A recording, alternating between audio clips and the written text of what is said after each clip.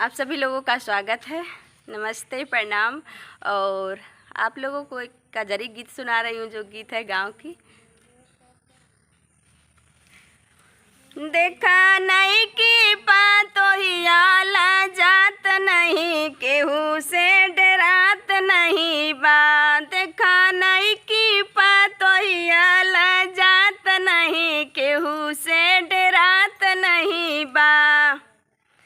जब से आइल ससुर घरे तब से हो गइल निडरे। जब से आइल ससुर घरे तब से हो गइल निडरे। सटर सटर बोले केहू से डरात नहीं। सटर सटर बोले केहू से डरात नहीं, मुहवा पीरात नहीं बा। सटर सटर बोले केहू से डरात नहीं, मुहवा पीरात नहीं बा। देखा नहीं कि पतोहिया लजात नहीं, केहू से डरात नहीं बा। देखा नहीं कि पतोहिया लजात नहीं, केहू से डरात नहीं बा। उठ करत माई माई कबो करना रसोई। उठत करई माई माई कबो करना रसोई। कबो घर में बनावे दाल भात नहीं, केहू से डरात नहीं बा। कबो घर में बनावे दाल भात नहीं, केहू से डरात नहीं बा।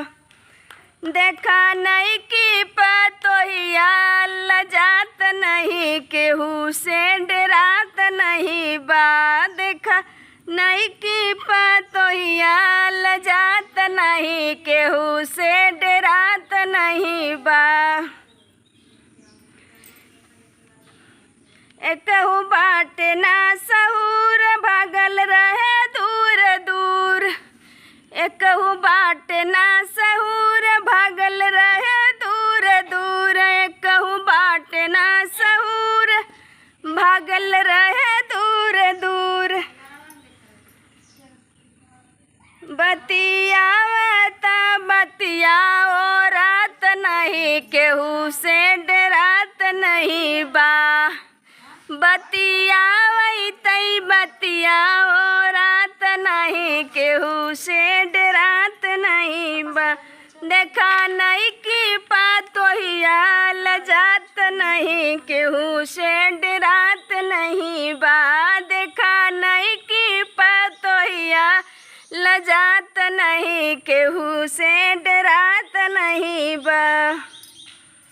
कैसे सुधरिए कर चाल, देखा कैसन बहाल। कैसे सुधरिए कर चाल, देखा कैसन बहाल।